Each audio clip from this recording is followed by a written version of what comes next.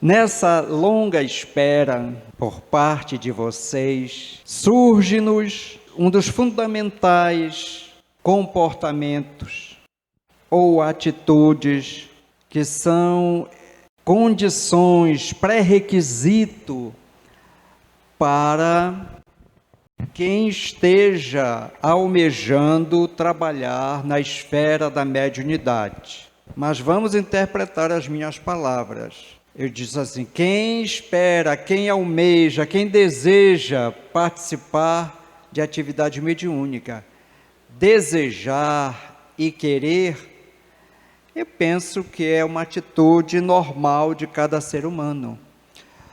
Mas o trabalho no campo da mediunidade, ele exige uma preparação que antecede o nosso renascimento. A programação é feita na espiritualidade. Então, nós não vamos fazer um estudo sobre mediunidade. Por quê? Porque o estudo sobre mediunidade é um estudo muito amplo, muito longo. Nós estamos iniciando um grupo de estudo para pessoas que têm demonstrado indícios de que existe uma faculdade em desabrochamento, se é que você pode usar essa expressão. Estão ocorrendo algumas situações com essas pessoas que elas são um indicativo da possibilidade de que exista mediunidade aflorando. Então, aqui no nosso Fonte Viva, nós temos uma programação específica para estas pessoas. É um curso, um preparo que leva mais de 2 anos. Eu acabei de concluir um grupo e encaminhamos 10 pessoas para as reuniões de educação da mediunidade.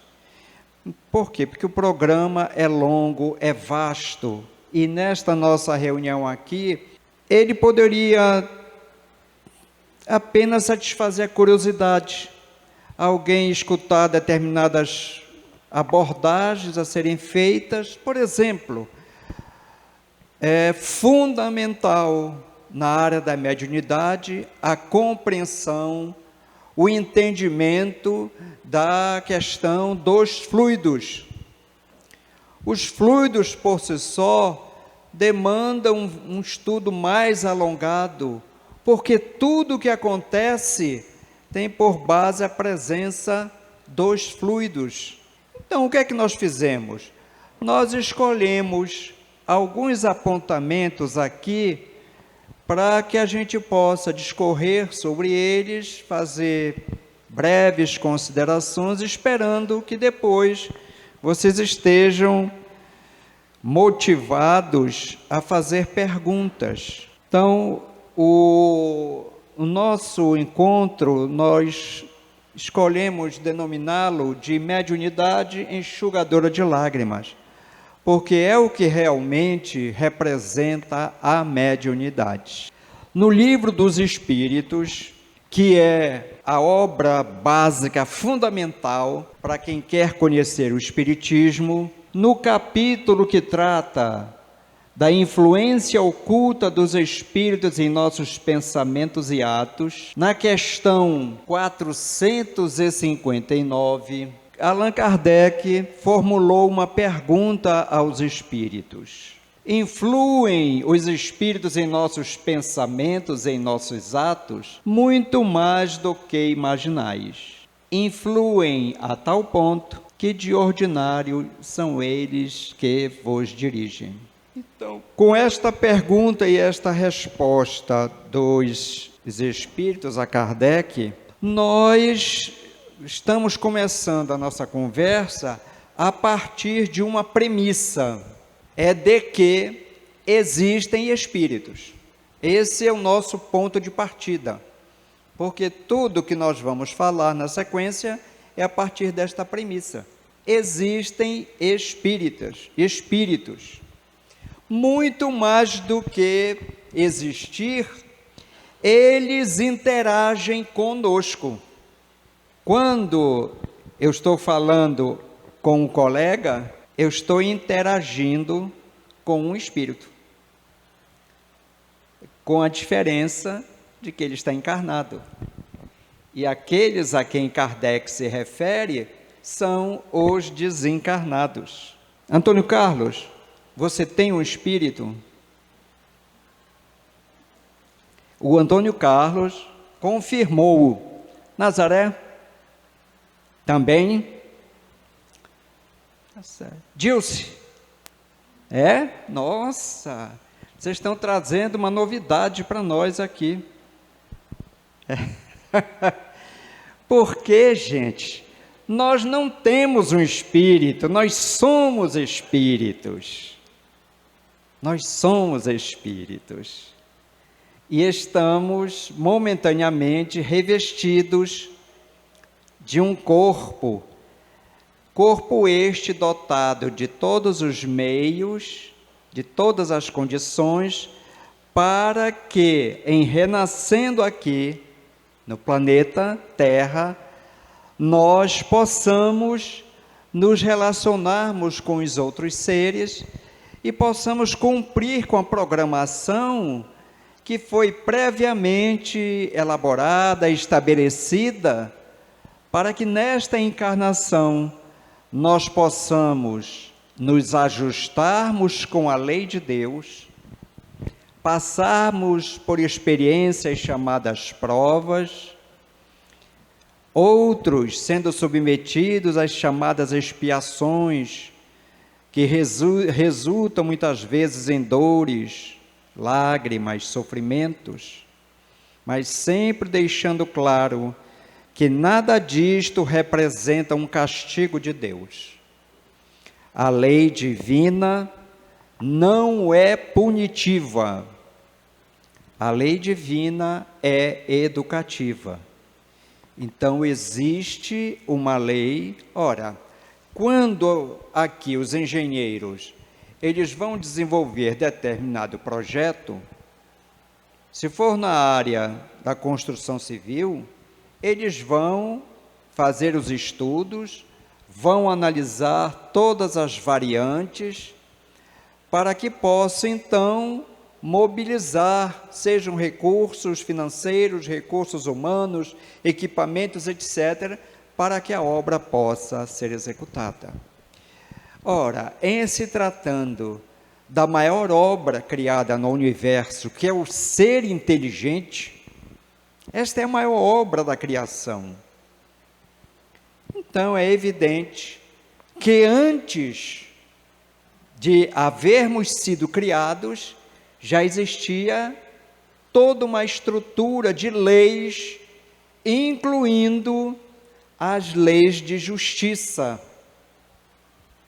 Razão pela qual, quando nós nos desviamos desta lei, nós vamos incorrer numa falta, numa transgressão, exigindo de nós o reajuste. E muitas vezes o reajuste se traduz por uma experiência difícil, uma experiência que vai exigir de cada um de nós todo um trabalho de renúncia, de doação, de dedicação e, acima de tudo, de fé e confiança em Deus. Porque não basta sofrer, é preciso saber sofrer. Eu já ouvi várias vezes pessoas dizer: fulano, quando morrer vai para o céu, tadinho, sofreu muito. Isso não é, o fato de sofrer, não é a garantia de que ele tenha quitado o seu comprometimento com a lei. Porque eu posso, no meu sofrimento, nas minhas lutas intestinais, eu posso não verbalizar. Ninguém sabe o que está se passando no meu coração, porque não fala para ninguém. Mas os espíritos percebem. E eu estou ali feito um vulcão, pronto para explodir, de revolta, de inconformação. Então, aquele sofrimento que objetivava fazer com que a pessoa pudesse se reajustar com a lei está sendo desperdiçado. Então, quando alguém diz, já pagou todos os pecados, não pagou nada. Pode ter pago alguma coisa, mas vai voltar na vida seguinte para completar aquilo que não foi realizado em decorrência da revolta, da inconformação, acrescido de todas as consequências que advieram da revolta. Então a coisa não é tão simples assim. As leis divinas são educativas e nós precisamos nos ajustar a essas leis. Então, a primeira premissa é essa, que nós estamos aqui interagindo com o mundo espiritual, uma outra dimensão interagindo conosco. Quem for médium, vidente, vai enxergar espíritos. Outros não são videntes, mas de repente sentem a presença. Somos sensitivos. Então, estes espíritos nos influenciam. Ainda no mesmo capítulo, na questão seguinte, porque o Kardec usava de uma estratégia. Ele fazia a pergunta para os espíritos respondiam, e às vezes ele rodava e voltava para a pergunta que ele havia feito, que na cabeça dele não estava esclarecida, só que às vezes ele fazia de maneira diferente, para ver se o espírito entrava em contradição com aquilo que ele havia dito anteriormente.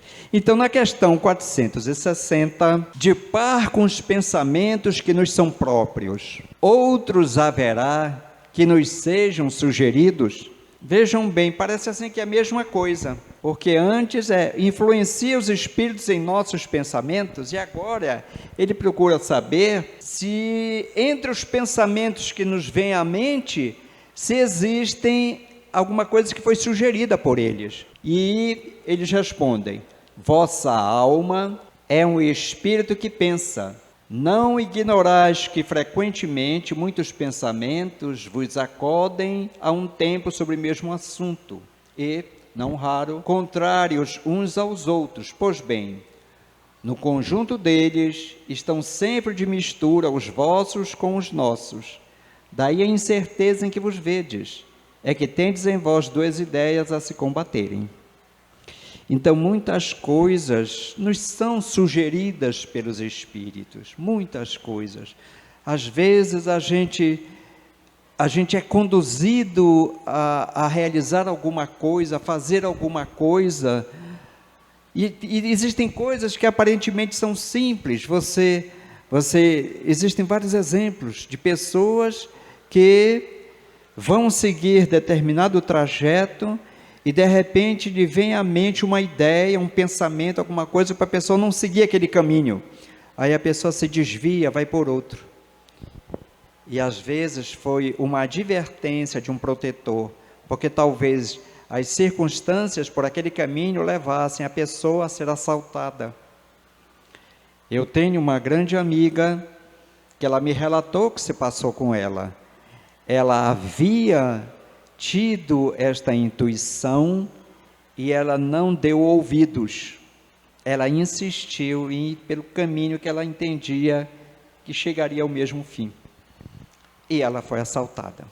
Então vejam que nós recebemos muito ajuda dos espíritos. Eu tive uma grande ideia. Às vezes nós temos as nossas grandes ideias, mas às vezes tem sempre um componente espiritual, porque diferentemente dos encarnados, os espíritos desencarnados, quando a gente usa a expressão espírito, geralmente já estamos nos reportando, nos referindo ao desencarnado, né? Então, porque nós, como disse anteriormente, somos espíritos, embora encarnados. Então, às vezes, eles não gostam de publicidade, eles não querem ibope, Eles ajudam e não querem que diga lá, não, aqui foi o espírito fulano de tal. Não querem. Eles querem ajudar. Então, tudo que eles realizam, tudo que eles fazem ou falam é no anonimato, porque eles querem ajudar. Então, muitas das ideias, muitas das sugestões são resultantes desse choque de ideias, as ideias nossas e as ideias sugeridas pelos espíritos. No Livro dos Médiuns, no seu capítulo 14, no item 159, há a seguinte afirmativa: todo aquele que sente num grau qualquer a influência dos espíritos é, por esse fato, médium. Essa faculdade é inerente ao homem, não constitui, portanto, um privilégio exclusivo. Por isso mesmo, raras são as pessoas que dela não possuam alguns rudimentos. Pode, pois, dizer-se que todos são mais ou menos médiuns. Todavia, usualmente, assim só se qualificam aqueles em quem a faculdade se mostra bastante caracterizada, definida. Mas aqui surgiu uma questão. No início, ele diz: todo aquele que sente num grau qualquer a influência dos espíritos é por esse fato médio. É preciso deixar claro que todos somos médiuns. Todos trazemos em nós o germe dessa faculdade. Há uma expressão aqui: essa faculdade é inerente ao homem, ou seja, está no seu corpo orgânico. E nos estudos mais avançados, nós vamos ver que esse, digamos assim, portal para que se dê a ação dos espíritos e a recepção do médium, esse portal no corpo físico é a chamada epífise. Epífise é uma glândula que durante muito tempo a própria ciência não entendia muito bem o papel dela no organismo do homem. Mas ela dizem, ali que está radicada, é o portal. É onde o espírito atua. E aí, os centros nervosos serão sensibilizados pelo pensamento do espírito, vão atuar nas glândulas, possibilitando a manifestação. Nós, seres humanos, por mais que a gente estude, por mais que a gente entenda algumas coisas, mas os espíritos às vezes se reportam ao nosso corpo físico com uma reverência muito grande, coisa que a gente não entende. Reverência porque para eles é o veículo, o instrumento através do qual o espírito evolui. E essa complexidade desta máquina extremamente sensível, hoje as pessoas se admiram, se surpreendem, ficam assim, quando vêm as notícias da ciência sobre um megacomputador, o maior computador do mundo, sabe, sem se dar conta de que a nossa estrutura cerebral é um imenso computador e que não é utilizada nem explorada nem na sua metade, na sua potencialidade, porque tudo é um processo de evolução. Em cada existência algo é acrescentado para que esta mente possa se expandir, tanto que existem relatos que foram grafados numa das obras de Manuel Filomeno de Miranda, quando ele abordou a questão da transição planetária, falando das providências da espiritualidade para que espíritos que residem em Alcione, eles se colocaram à disposição, se ofereceram para renascer na Terra, para auxiliar o planeta no processo de transição. E estes espíritos, eles eles edificaram uma colônia espiritual com o objetivo de preparar os corpos espirituais daqueles espíritos daquele mundo mais evoluído com os fluidos do nosso planeta, para que eles possam renascer. Porque os espíritos que vão renascer aqui, que vêm de um outro planeta, o corpo espiritual é constituído dos fluidos do mundo em que vivemos, que é a Terra. E também preparando o corpo espiritual dessas criaturas, porque eles são espíritos mais evoluídos. Então, o cérebro perispiritual vai ter que sofrer adaptações para que cada vez mais eles possam se manifestar com maior possibilidades face à evolução deles. Então, a coisa é muito bem planejada, muito bem organizada. Então, todos nós somos médiuns, mas nem todos desenvolvem esta faculdade. Ela geralmente é trazida como um recurso, um meio, uma possibilidade para o nosso reajuste. Os chamados médiuns não são criaturas privilegiadas, não são superiores aos outros. Na maioria das vezes, são almas que se comprometeram gravemente com as leis de Deus, gravemente. Geralmente, os grupos mediúnicos são constituídos daqueles mesmos que no passado, juntos, contribuíram para a infelicidade de muitos, para cometerem arbitrariedades, para se desviarem da lei de todas as formas. E aí a espiritualidade, esperando o momento em que eles tivessem já resgatado muitas das faltas e já tivessem condições de trabalhar nessa esfera da mediunidade, aí sim eles planejam, aproximam essas pessoas, elas vão renascer em determinado local e vão de repente como que sendo dirigidas e vão constituir um grupo e estão ali para reparar a falta. Porque no código da lei divina, nós somos livres para pensar, para falar e para agir. Somos livres, mas seremos responsáveis pelas consequências que advierem do uso dessa liberdade.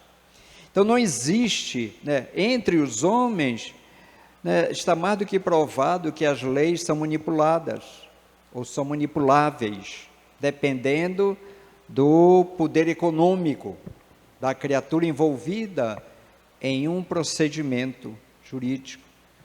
Mas no campo da lei divina não existe a mínima possibilidade de que esta lei seja fraudada. Não existe. O espírito pode retardar, ele pode demorar a se arrepender. Então, existe o arrependimento, o remorso e a reparação. São as três condições para que o espírito que se comprometeu com a lei divina, ele receba, digamos assim, aquele comprovante de que não deve mais nada. Porque não basta eu me arrepender, meu Deus, eu fiz uma coisa errada. Isso é uma etapa deste processo. Não basta eu me arrepender, não basta eu sofrer, sentir remorsos pelo que eu fiz. E aquele que eu prejudiquei?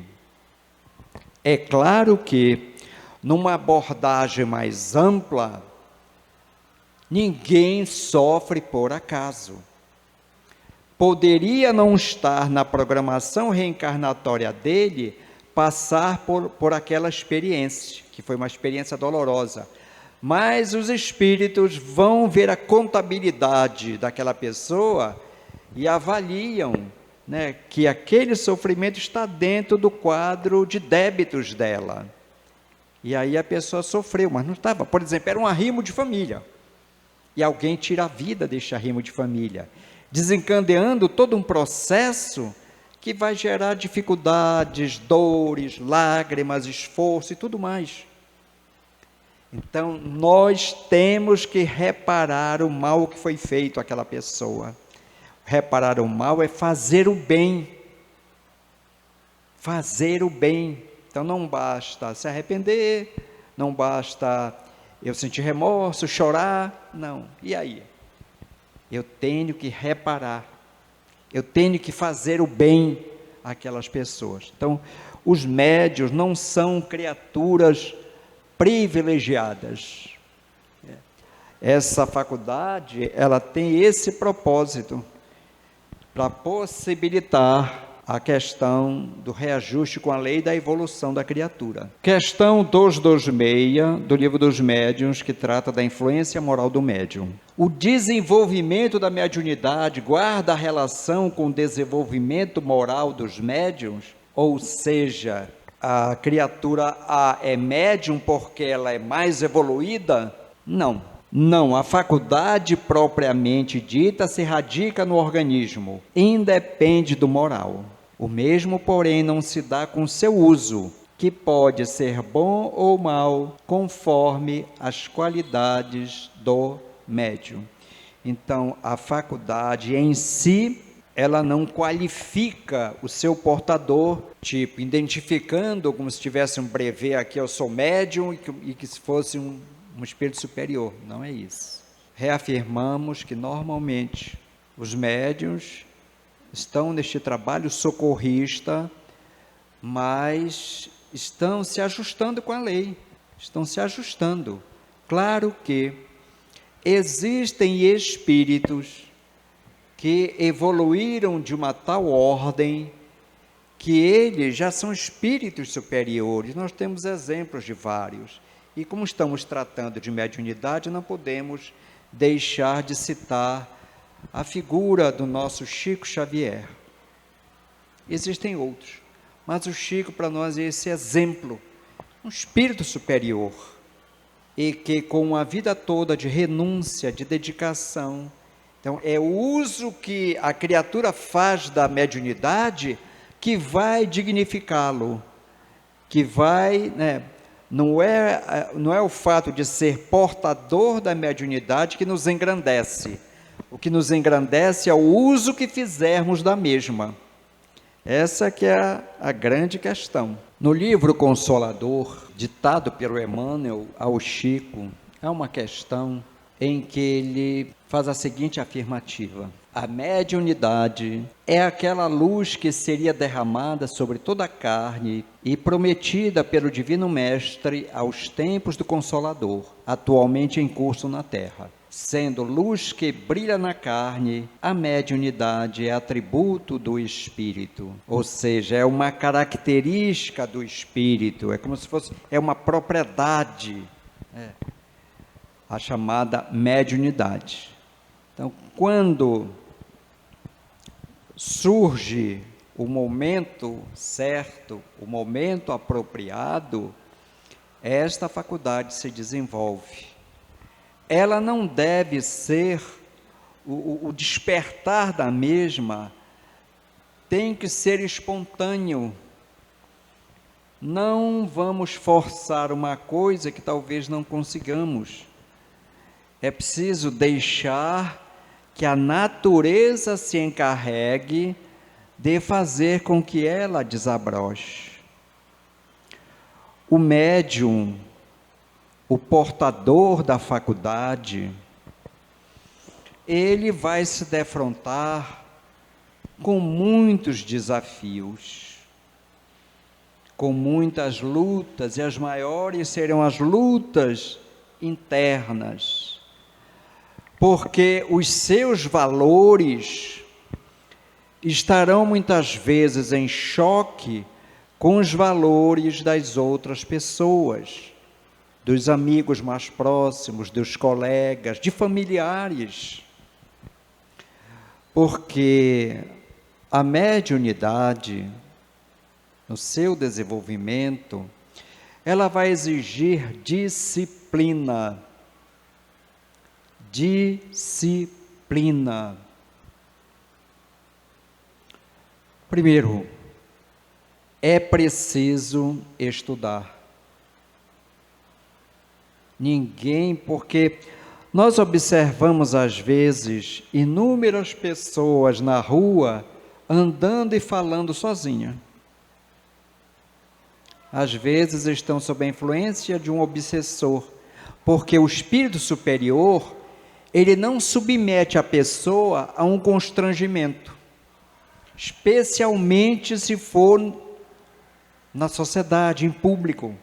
O superior não submete o outro a um constrangimento.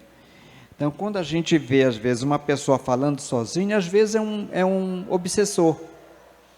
É um espírito que está perturbando a pessoa e ela perde a noção da realidade, de onde ela se encontra, e vai não só falando, como às vezes fazendo coisas que rebaixam a criatura com o propósito de humilhá-la, que é essa a intenção do obsessor.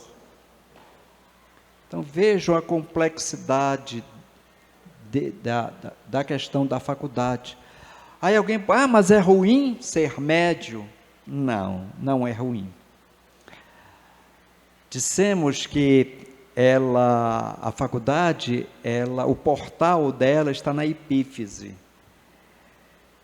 que é essa glândula de natureza superior, porque ela está no nível superior de percepção, de recepção. Nós hoje, no nosso estágio evolutivo, o espírito, nós, para nos manifestarmos neste plano, nós temos 5 sentidos, né?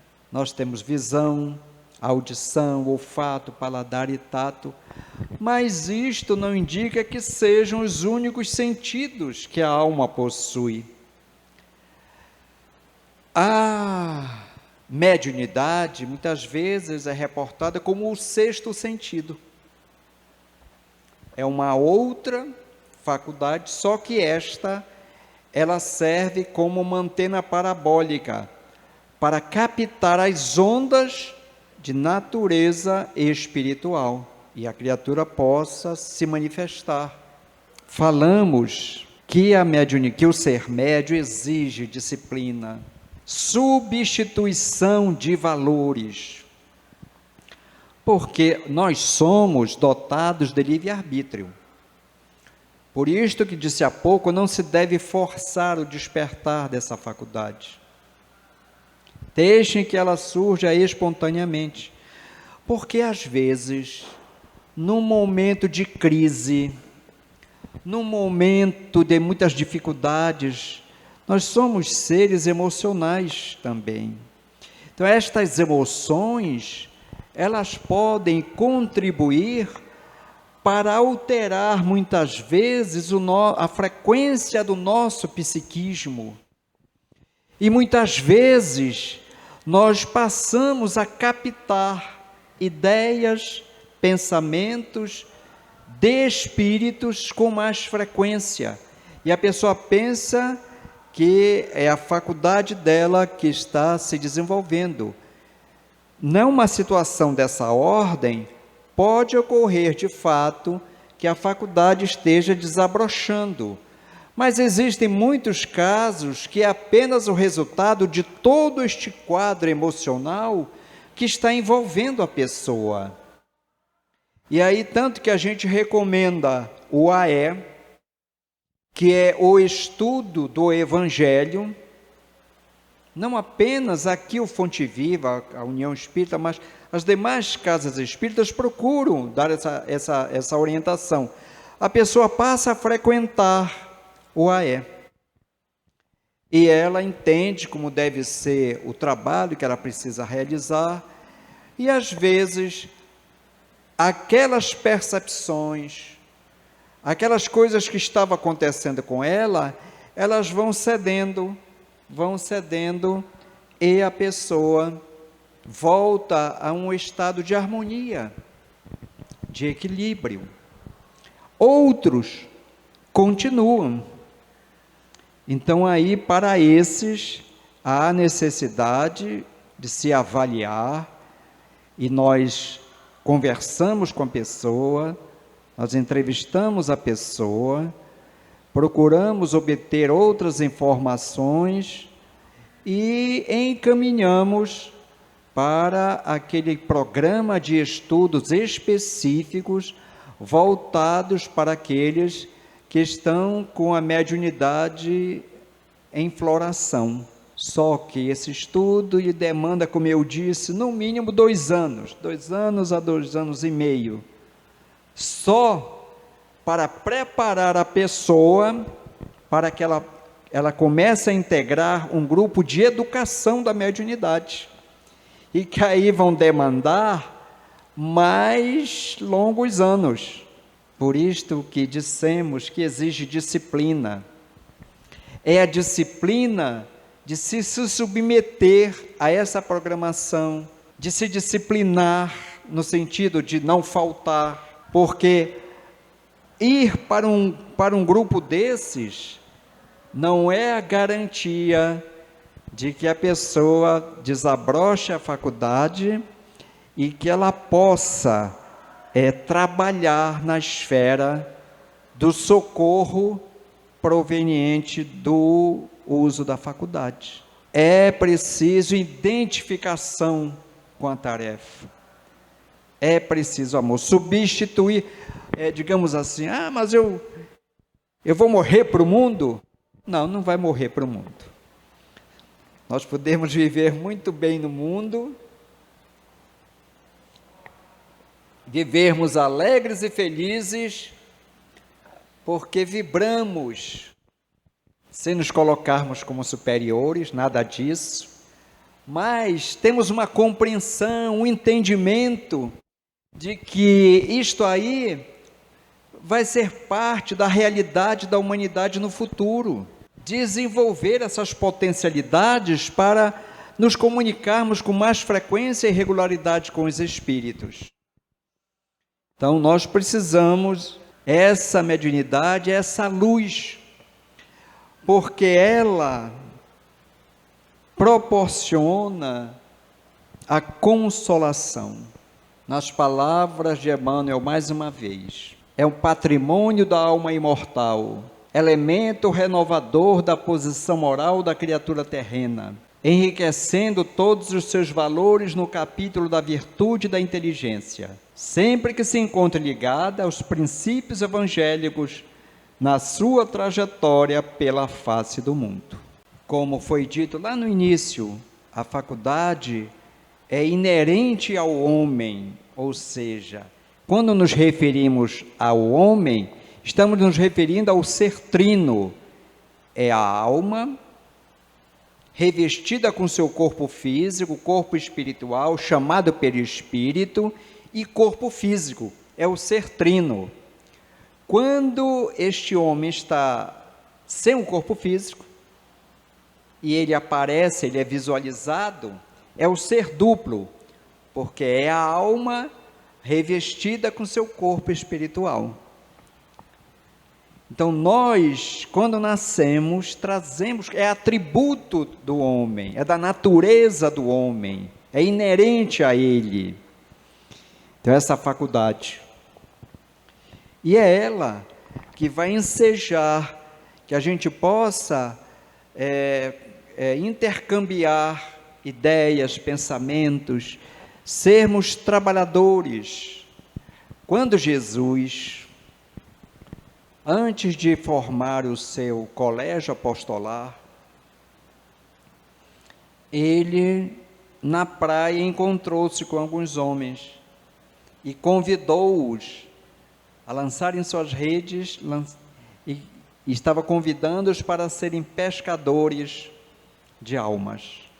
Eu, particularmente, digo sempre que os médiuns que estão ativos, trabalhando nas reuniões mediúnicas, que são reuniões socorristas. Não é reunião para ficar querendo saber o que é que nós fomos na vida passada, nada disso, raramente isso acontece, raramente.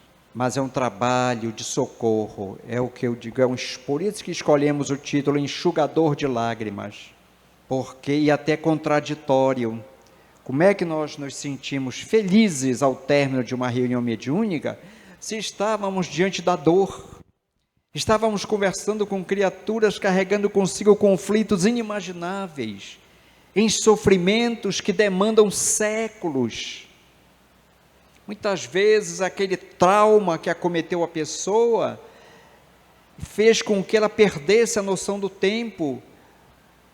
As décadas e séculos se sucedem na mente dela, só revivendo o trauma, aquela coisa dolorosa, e nós saímos felizes porque foi possibilitado o socorro, o alívio, que não representa a solução do drama, mas apenas o início de todo um trabalho, para que mais tarde aquela criatura se harmonize, se ajuste com a lei. Então, a nossa proposta esta manhã era trazer essas breves considerações, mostrando-nos diante do fenômeno mediúnico, que todos nós temos essa possibilidade, mas que aguardemos o seu desabrochar. Se nós não trazemos, ou não foi programado nesta existência, trabalharmos na esfera da mediunidade, mas nós podemos estender as nossas mãos na direção do socorro, na direção da caridade. Existem tantas formas de fazermos esta caridade, e uma delas, na palavra dos Espíritos, não nos custa nada, que é orarmos por quem está precisando. Eu não conheço determinada pessoa, mas me chegou aos ouvidos uma informação de que aquela pessoa está passando por momentos difíceis na vida, foi desempregada, tem a esposa, filhos. Nada me impede que eu, movido pelo sentimento de piedade, de compaixão, eu ore por aquela família. Como também nada me impede que, ainda movido por essa compaixão, eu resolva preparar um farnel, uma cesta básica.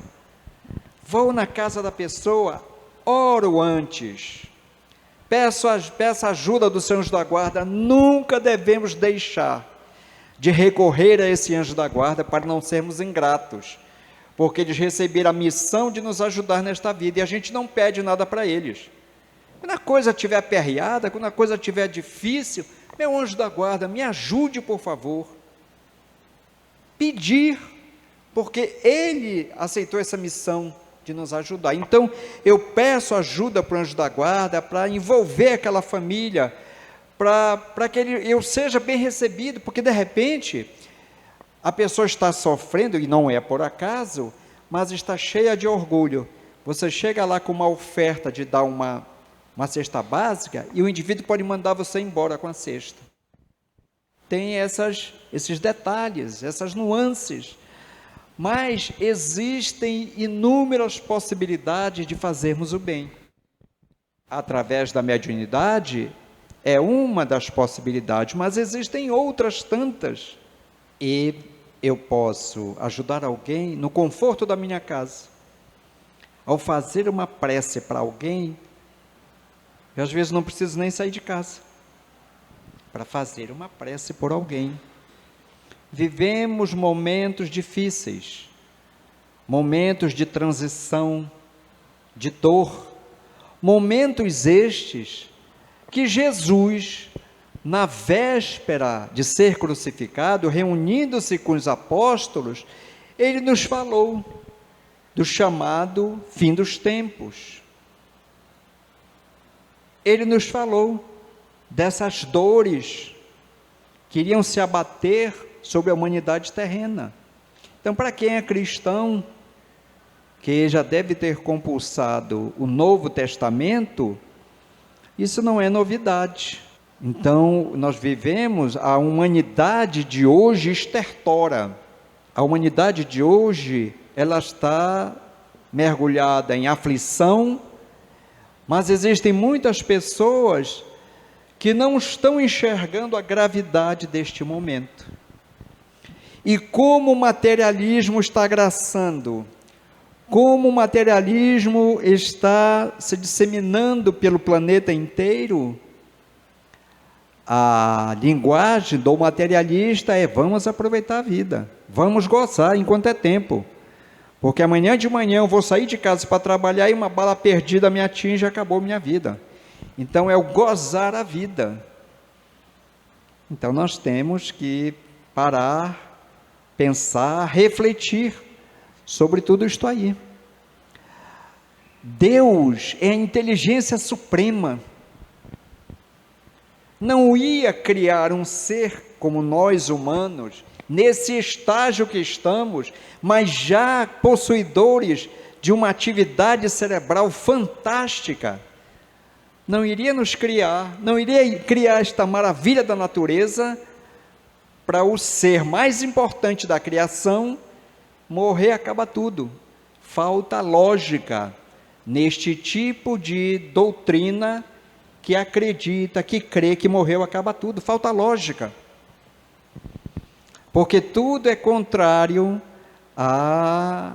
aos atributos da divindade. Nós estamos aqui à disposição de vocês, ainda temos alguns minutos, não é, Nazaré? Exatamente, então nós estamos aqui. Se alguém tiver alguma dúvida, quiser fazer algum questionamento, se eu não puder responder, nós temos vários amigos aqui, que estão aqui, que vão nos ajudar. Se não quiserem perguntar, respeitaremos o silêncio, e a gente vai falando.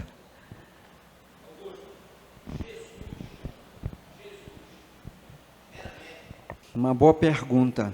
Na afirmativa dos Espíritos, no Livro dos Espíritos, eles disseram que Jesus foi o Espírito mais perfeito que Deus permitiu que nascesse na Terra para servir-nos de modelo e guia.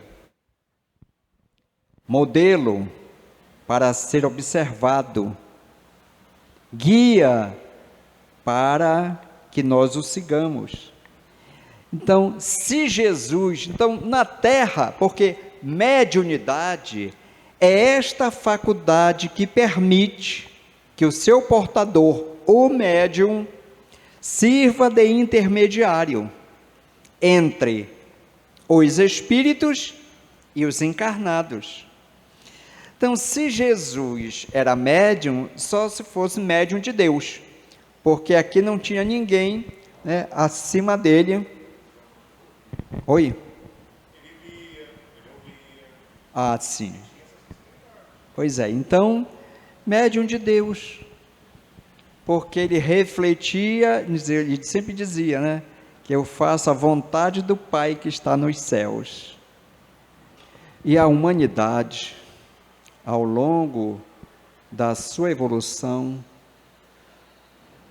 os espíritos programaram a vinda de diversos, digamos assim, alunos de Jesus, espíritos pertencentes a essa imensa falange que vieram para alavancar o progresso da humanidade.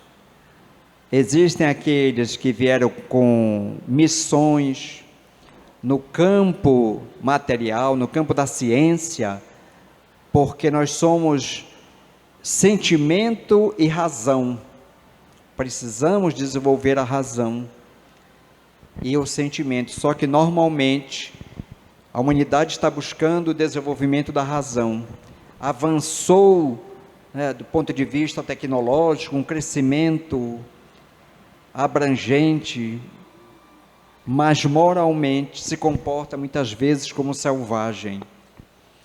Então, essa discrepância é que faz com que ocorram as transições planetárias. Quando vocês, estudando, obtêm informações sobre o que aconteceu à Terra no seu passado, numa época em que a sua população era constituída na maioria de pastores, de agricultores e tudo mais, começaram a se dar as reencarnações de espíritos vindos de outro sistema planetário.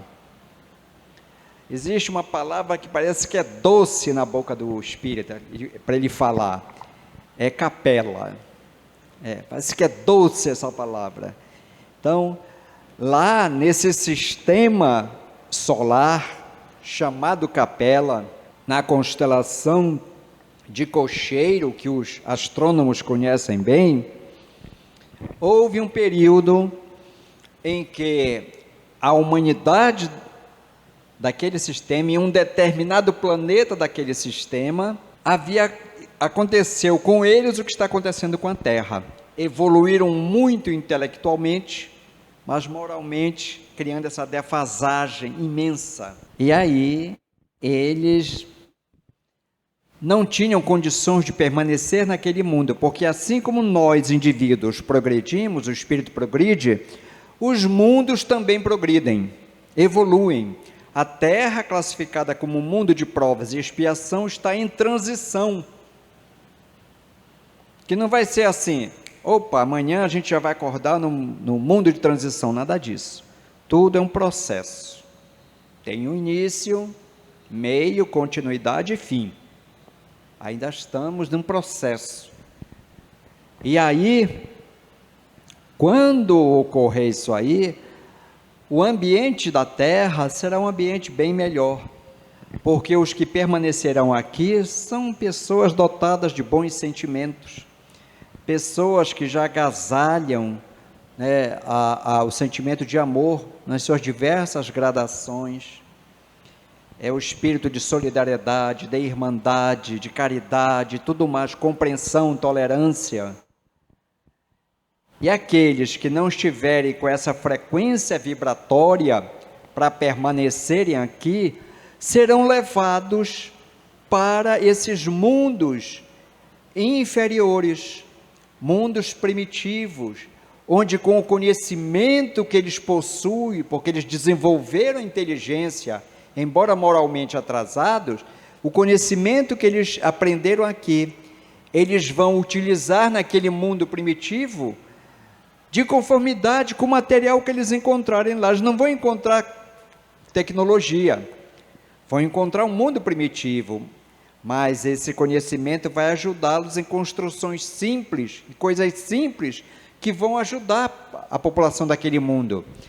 Até hoje, a humanidade, a ciência terrena, ela se questiona diante da cultura, da ciência do povo egípcio.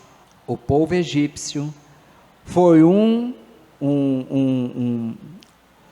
dos agrupamentos de espíritos que vieram desse orbe de Capela.